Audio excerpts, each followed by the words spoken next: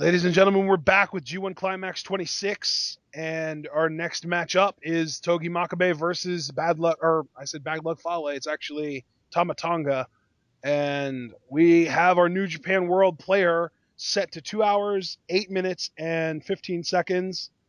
And I will be hitting the play button, as will John, when I get to go. When I say go, 3, 2, 1, go. And this match is looking to be very personal because, from what I understand, Togi Makabe really despises the Bullet Club. Oh, okay then. And for me, this match can be defined by Oh, and look one at line. this! Oh, Oh, Tama Tonga went in after Makabe, but Makabe caught him with a lariat and then a oh, shoulder block. shoulder block. I mean, Makabe, how rude, interrupting me before I could even make my opening statement. I was gonna say That was that. Tama Tonga. He's the one that charged in. Well, I can't really blame Tama Tonga though, because I was getting ready to say that this match, I would define it simply as intrigue. Tama Tonga, this young man, so impressive in the six-man tag matches last year at G1. Now he's in the tournament, and I think with this kind of stage, Tama Tonga has a lot to prove. Oh my God! Chest right into the guardrail. Makabe, the air just got driven out of him. I wouldn't be surprised if he had a collapse long after that impact. You were And saying, John, you were saying something. Well, I'm just really thinking that Tama Tonga has a huge stage here to show what he's got. And, one half of the Gorillas of Destiny here getting ready to show what he's made of in Definitely one singles of my competition. favorite new tag teams of 2016. Oh, my God. Right there, almost like an F5 onto the guardrail. Makabe is throwing it straight on there. And look at that look in Tama Tonga's eyes. Good God. Just drapes Makabe's throat over the guardrail. Guys in New Japan really like focusing on their opponents' throats and necks. They really do. And I'll tell you, as I was saying, I mean, Tama Tonga was so impressive in those six-man matches last year at G1, and that head shrinker DDT that Tama Tonga does. And I'll tell you, he's already softening up Makabe for it, the head and neck. Yeah, and well, I mean, you bring up the neck, but yeah, exactly. Not only is it kind of dropping the guy on the top of their head, but it's also collapsing their spine into itself. And now Tama Tonga, look at this. I just love how Tama Tonga, his game plan here right out of the gate. I think this is his first time in G1 Climax. Yeah, This is huge. I mean, this is kind of what we were talking about with Kenny earlier. Omega. Kenny Omega and Yoshihashi match. It's how are you going to be mentally knowing this is your first G1 Climax match? And Tama Tonga's answered that question very confidently. And now could it be a rope hung DDT here? Makabe not showing any resistance. And that breaker! Wow! Nice variation. Tama Tonga, man. And this is exactly why you and I wanted him in G1 Climax last year. This might be the weakest I've ever seen Togi Makabe before. And right out of the gate as well. Yeah, I was just going to say, especially this early into a match.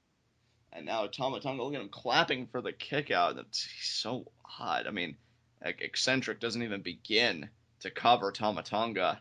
Yeah. And now, just stepping though, boot right in the face. Different attire tonight too. Doesn't Tama Tonga usually wear just normal black trunks and not long pants? I believe he does. And yeah, now he's rocking the long camouflage pants. And with the black lining on the inside. Do you agree with all this posturing, though, by Tama Tonga, Ashton? It seems like he's playing to the crowd a lot here. I think that this is him being a little bit overconfident because, this is his first G1 from what I understand, and kind of stepping in and immediately being able to dominate one of these heavyweight competitors as quickly as he has. Maybe that's gone to his head already. And Makabe even inviting it, saying, come on, give us more. Makabe is calling for more, yeah. He wants it. Look at him. He's bumping himself up. He's like, come on, Tama Tonga. Your first G1. Bring the fight to me. Come on. A nice hard elbow there to the head. But again, Makabe up from 2 knees to 1 and up on his feet. Oh, my God. Tama Tonga better get on that shit right now. And now body blows here. Makabe is just absorbing all of these shots. That headbutt didn't even affect him. And now Makabe, he's turning his back. Wow. That was very smart by Tama Tonga. Goes for a cutter. Makabe. Oh, the speed of Tama Tonga. Oh, but the lariat. Oh, man, Makabe shutting that speed down. Tama Tonga is way faster than I gave him credit for, and I even think he's underrated. Exactly. So, I mean, Tama Tonga has a lot of tools in the toolbox, so to speak, but Makabe, though, he's just content with using one, and that's a straight hammer known as all of his power. I think Makabe thinks Tama Tonga is the toolbox, John. Oh, a nice clothesline there in the corner. Now the mount punches here. 5, Oh, 6, man. 7, 8, 9, 10. And now, but Tama Oh, Tonga shoves him off. Nicely done. Makabe likes to hit a Northern Light suplex out of that, but Tama Oh, he Tonga, caught Tama Tonga. and he got it in anyway. 1, 2, and Tama Tonga kicks out. I'll tell you, Tama Tonga, win or lose, this match will be great experience for Tama Tonga in singles, especially in the G1 Climax tournament format. A little bit of a wake-up call too, because even though he felt like he was dominating Makabe, the one thing that the heavyweights have that the juniors don't necessarily have is that level of endurance and the ability to withstand all those strikes that Tama Tonga was throwing at Makabe earlier. Exactly. You Nice know, the lariat there by heavyweights Makabe. can absorb that kind of stuff much easier than the juniors. I do agree with you. I think your assessment is on point. Tama Tonga there slowly, he's on one knee. Makabe there with the punches straight to the face. And I'll tell you, Tama Tonga, he's got to find a way to get out of the block here. This has not been a good time ever since he lost control of this match. And that's another thing that guys like Tama Tonga, Kenny Omega, Yoshihashi need to get used to, is that the heavyweights hit a lot harder as well. But look at that speed and that snap Hurricane Rana by Tama Tonga. See, that's... That is adapting. That's adaptation. That's Tama Tonga realizing he's not going to beat Makabe with pure power and using that speed and quickness to his advantage. Nice splash in the corner. Yeah, that impact too. And I gotta tell you, actually, if you're a junior moving up to the heavyweight class, my personal opinion, if you can carry over some of those, junior personality traits or whatever, do it. Do what originally brought you to the dance in the first place. It might as well disorient the heavyweight class. I think that snap Hurricane Rana definitely disoriented Makabe. And again, nice there. I think if I had to give advice to a junior moving up to the heavyweight division, it would be to only put on as much weight as you can while sustaining everything you could do without gaining the weight. Exactly. If if the most impressive, dynamic, painful offensive maneuver you can do is a 450 splash, get as big and bulky as you possibly can until you cannot do the 450 anymore, and then get down to where you can do it again. I completely agree with you. I think that was a perfect articulation of how one should handle weight class. And Tama Tonga, I think, took your advice based on that snap Hurricane Rana, and that was a real difference maker. It was, because now look, he's back in control. Makabe is looking winded. He is. He just wasn't seeing that coming. And notice what preceded that Hurricane Rana was Tama Tonga disorienting Makabe with that speed. Oh, am I here? No, I'm here. No, wait, I'm here. And now again back to the fireman's carry. We've seen him hit those and the club to the back of the head. And that's another thing. The heavyweights really don't give a single shit about their own heads. That's true too. And so maybe the head shrinker might not be the most effective finish. We'll see. Only time will tell. Though. Look at Tama Tonga being able to stand up with Makabe on these strikes. That is impressive for someone his size. I think Tama Tonga is a very proud individual, as he should be. Tama Tonga, I mean, granted, he's not small by any means, but when you stand him up next to Makabe, the size parity is massive. Definitely. I mean, you're not wrong. And look at that lunging forearm. But another lariat there. Again, though, he ate it, and another lunging forearm. And is he going to do it again? Is he going to keep doing it? Yeah, again. No give there. Duck? Yes, ducked. Oh, but the left arm lariat. 1. Oh, he kicks out at 1, though. And another lunging forearm goes for the pin. 1. Makabe kicks out at 1. Oh, man, Tama Tonga here. Both of these guys are doing a lot of work on each other, and still both men managed to kick out at 1 after an offensive maneuver. I mean, this is the inaugural day 1 of the G1 Climax 26 tournament, Block A. This is the second Block A match, and nice there by Tama Tonga. Notice how, because remember at the start of the match, Makabe's front, it ate that guardrail, and then Tama Tonga, with all of his weight, just drove Makabe into the corner. That's going to drive the air out of Makabe, and another splash there. Oh, that was very smart by Tama Tonga. Almost Sting-esque, that splash.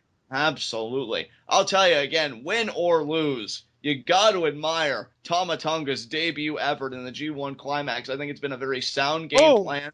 Is he going to go for a high-flying move here? He has Makabe set up in position. What does he? I think he just did the snook of fingers, didn't he? That might imply a splash. No, it was the too sweet me, brother. The too sweet. And now Wait a minute here. Makabe, yeah, Makabe. Very Oh, good. this is dangerous. Just ask Naito how dangerous this could be. I believe that Oh was Naito. yeah, he knocked him into the ring post. That's right. Yeah, exactly. Oh, And Makabe, what a blow there. Tama Tonga got out of the way of the ring post though. That was smart. Yeah, but did he? I mean, look at that positioning though. That is not good. Makabe loves to do these Germans off the top rope, but look at how smart Tama Tonga is hugging the ring post to prevent it from happening, And and then now the using the back free arm. elbows to reverse it. Oh, He did that to Naito, but look. Oh, but that is brutal. he's still clinging onto it though. He's still just keeping alive at this point. I gotta respect Tama Tonga, but this could be it though. This could be it though, and still tried. Wait a minute here. Setting up for a sliced bread, baby. No way. Oh, Tree of Woe. Tree of Woe. Oh my God, what is this? Maybe no. Oh no. Belly to belly. And the throw by Makabe, and he maintains it. That's when I say Makabe has any kind of finesse in his game compared to Ishii. Could it be the King Kong knee drop, and he got it? That's gotta be it. 1, 2, 3 count. Fun match. Great showing from Tama Tonga, but at the end of the day, the weight class advantage, Makabe got the win. Yeah, I gotta tell you, I thought Tama Tonga was about to pull out something special when he cradled Makabe's head. It looked like a sliced bread number 2 on the way, but Makabe countering, got the King Kong knee drop, and that was it. Makabe starting out on the right note, a win here in his first match in the A block for G1 Climax. Absolutely. A lot can happen in G1 Climax. People that win their first match could go 1-9. People that lose their first match could go 9-1. Or I guess it would be 1-8 and 8-1. But at the end of the day, you can't take this win away from Makabe. You cannot. Even if it's his only win of the whole tournament, which I highly doubt because he is a very much legitimate competitor, you can't take this away from him. Certainly not. And again, Unma could have said 2 years ago at G1 Climax 24. Right. And I'll tell you, as far as Tama Tonga goes, as I said earlier in the match, win or lose, may this match be a learning experience for him. Yep. And he had quite a showing, a losing effort, but an impressive showing nonetheless. Exactly. I'm looking forward to see Tama Tonga's journey to his first G1 Climax victory. Yeah. We'll see that later on down the line, though. For now, guys, we're going to close this out, and we will be back for our next match, which I believe will be Bad Luck Fale versus Goto. We'll see you then.